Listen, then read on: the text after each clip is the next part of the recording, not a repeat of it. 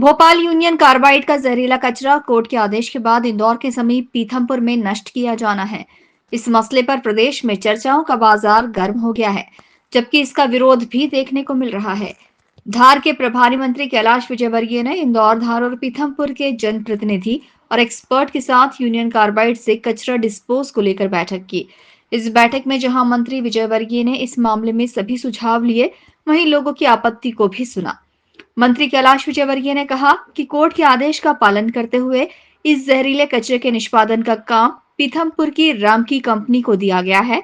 इस काम की समय सीमा भी तय की गई है। आम लोगों और पर्यावरण को किसी भी तरह का नुकसान न हो, इसका पूरा ध्यान रखा जाएगा।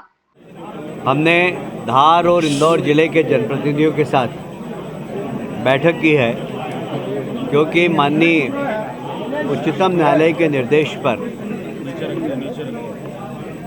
यूनियन कार्बाइड के कचरे को पीथमपुर में जलाने के निर्देश राज्य शासन को प्राप्त हुए थे और उसमें समय सीमा भी है। उस समय सीमा में आप निष्पादन उसका करें और कोर्ट को जानकारी दें। जहाँ तक शासन का सवाल है, हमने अपने स्तर पर पहले, यह आज का विषय नहीं है, आप जानते हैं 40 साल पहले की घटना है। उसके बाद इसके निष्पादन पर सवाल बहुत सारे खड़े हुए।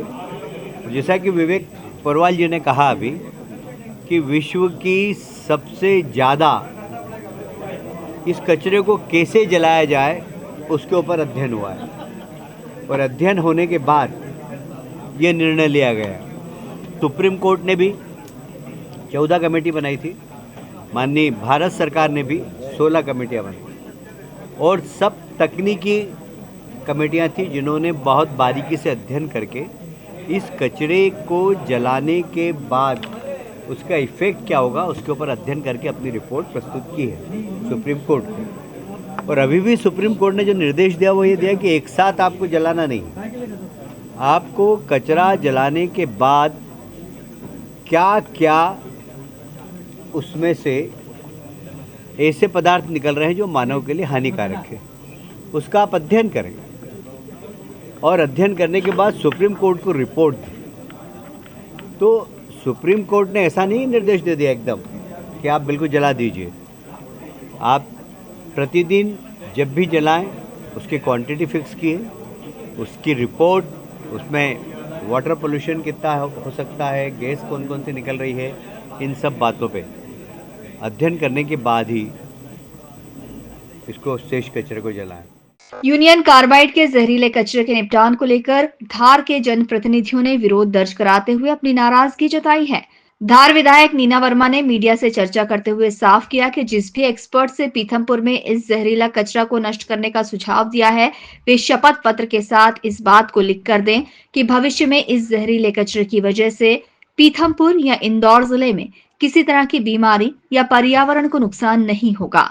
नीना वर्मा ने इस मामले में एक बार फिर से अदालत का दरवाजा खटखटाने की बात कही है। देखिए, आज मीटिंग इसी उसमें हुई थी। माननीय हमारे जिला प्रभारी कैलाश जी ने बैठक रखी थी, उसमें सबको बुला करके सबसे जानकारी ली गई और जो कुछ सवाल थे उनके जवाब दिए गए।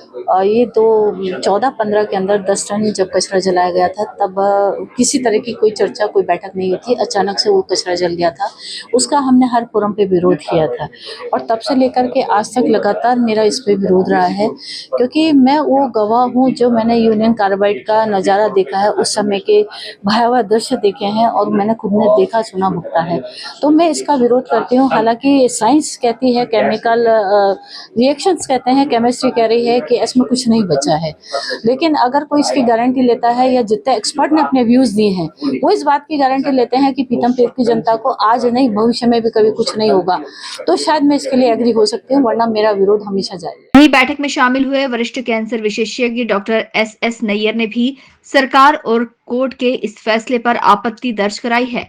डॉक्टर नैयर का कहना है कि इस जहरीली कचरे को नष्ट करने के लिए इसमें और भी कई केमिकल मिलाए जाएंगे जो अभी कई गुना हानिकारक होंगे। इससे मानव स्वास्थ्य पर विपरीत प्रभाव पड़ेगा। इससे कई तरह के कैंसर होने का खतरा बढ़ेगा। साथ ही पर्यावरण को भी काफी नुकसान होगा। ये नुकसान करीब 100 वर्षों तक देखने को मिलेगा।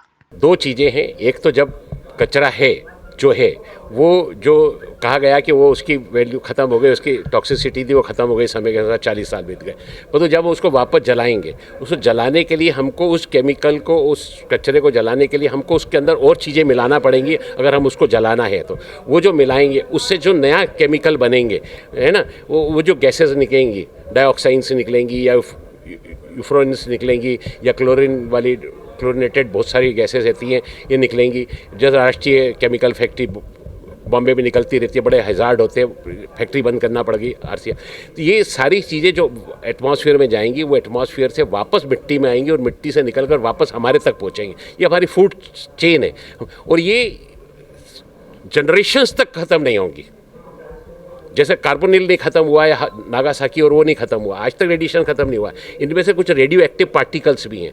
सिगरेट के धुएं में 4000 केमिकल है, तो आप सोच सकते हो इनके अंदर कितने केमिकल हो गए। उसके अंदर 67 केमिकल्स है जो कैंसर पैदा करते हैं। तो ये जो 900 टन धुआं निकलेगा, मतलब 150 टन मीट्रिक टन धुआं निकलेगा, वो धुआं कहाँ जाएगा? इसके अंदर सारे तरह की बीमारियां, गर्भ के बच्चों तक को बीमारियां हो सकती हैं। गर्भ के बच्चे खराब पैदा हो सकते हैं, कैंसर हो सकता है, बच्चों में कैंसर बढ़ जाएगा, एडल्ट्स में कैंसर बढ़ेगा, फेफड़े का कैंसर बढ़ेगा और अपना ब्लैडर का, यूरिनरी ब्लैडर का और किडनी का कैंसर बढ़ेगा, क्योंकि किडनी और लिवर इसको एक्सक्रीट करके बाहर फेंकना चाहेंगे और ये वहाँ जाके कैंसर पैदा कर देंगे। अब देखना होगा कि हर तरफ हो रहे इस विरोध के बाद यूनियन कार्बाइड का जहरीला कचरा पीथमपुर में नष्ट होता है या नहीं। Bureau report, INN news, Indore.